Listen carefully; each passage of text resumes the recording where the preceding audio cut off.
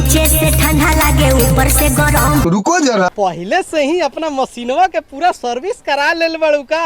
आइए देखते हैं बैठचंद मजा आएगा। तब तो तारा फ्लैट के झील जवन बा मोतिहारी के मोती झील पुल बन गइल।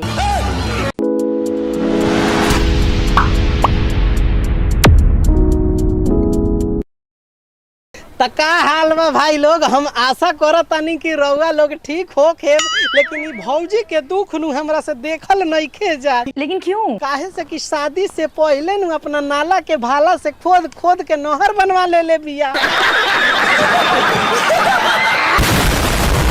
चलो भाई।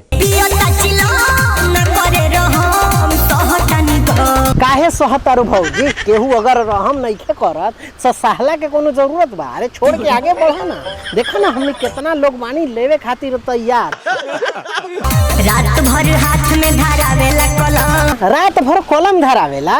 ई हो सकता कि IAS IPS ITI या ना तो और कुछ के तैयारी रात में करावत होई। जैसे ना यूपी में एगो भइल रहे, उहे तैयारी रात में करावत होई।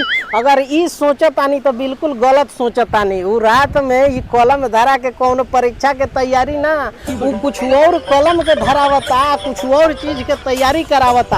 अब रउआ लोग बताई कि का चीज के तैयारी करावता, हम तो बता देनी। अब रउआ लोग बताई। नीचे से ठंडा नीचे से ठंड लागे? अरे साला, नीचे से कैसे ठंड लागेला हो? ये जाड़ा का दिन में नीचे से ठंड लागेला का? हो सकता कि कंबल कहीं हट गई हो तो नीचे से ठंड लागत हो। ना ना, ये ठंड ना, ये कुछ और लंड के बात करता। नीचे से ठंडा लागे ऊपर से गरम। हाँ भौजी, ई बात एकदम तू सही कहलू कि ऊपर से गरम। अच्छा बात नहीं है। अब केहू बताओ कि कंबल में ऊपर से चढ़ी तो गरम तो लगबे न करी।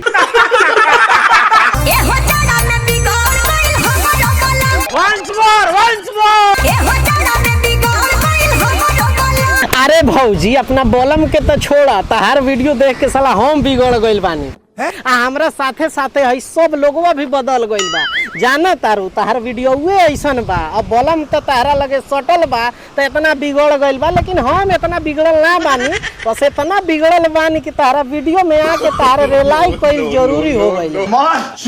भैया जी हम बोल देवे नहीं तो बहुत बुरा लग जाला लोग के। लेकिन रउआ लोग बताई का सही बा का गलत बा, नीचे कमेंट करके बताई। तो मिलत आनी अगला वीडियो में। बाय बाय, टेक केयर, जय हिंद।